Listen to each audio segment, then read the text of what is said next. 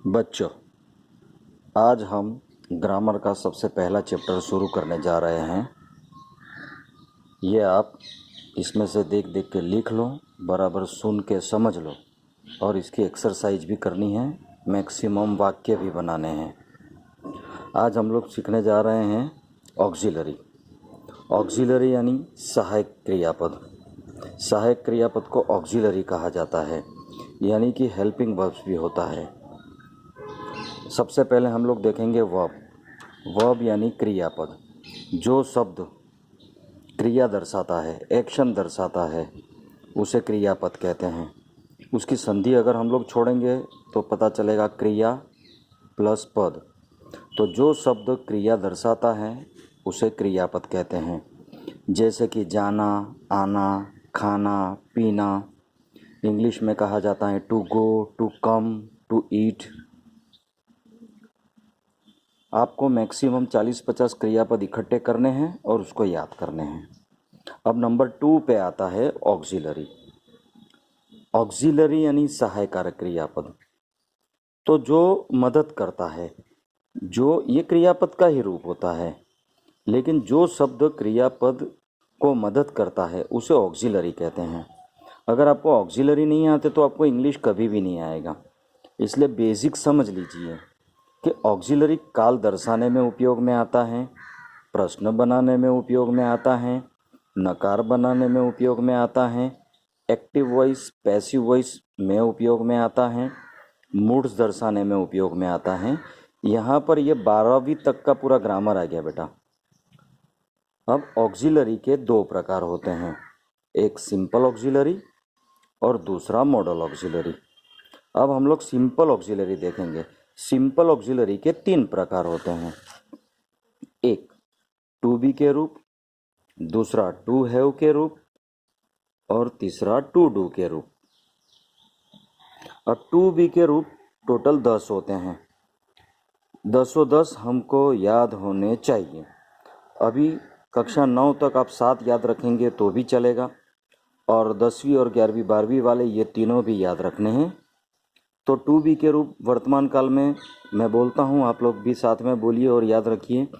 Is यानी है, M यानी हूँ, आर यानी है। आर बहुवचन के लिए इस्तेमाल में आता है। और टू बी के रूप में भूतकाल में आएगा वॉज, वेर। वॉज यानी था, वेर यानी थे।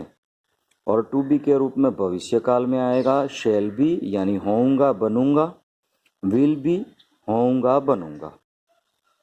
और ये जो अन्य हैं, ये बी, ये ऑक्सिलरी है, ये पैसिव में आता है।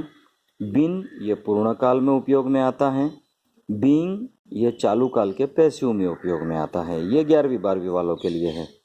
बी, बिन, बीइंग जो हैं ये 10वीं 11वीं 12वीं वालों के लिए हैं। और 9वीं वालों को ये याद रख लेना है, is, am, are, was, were, shall be, will B.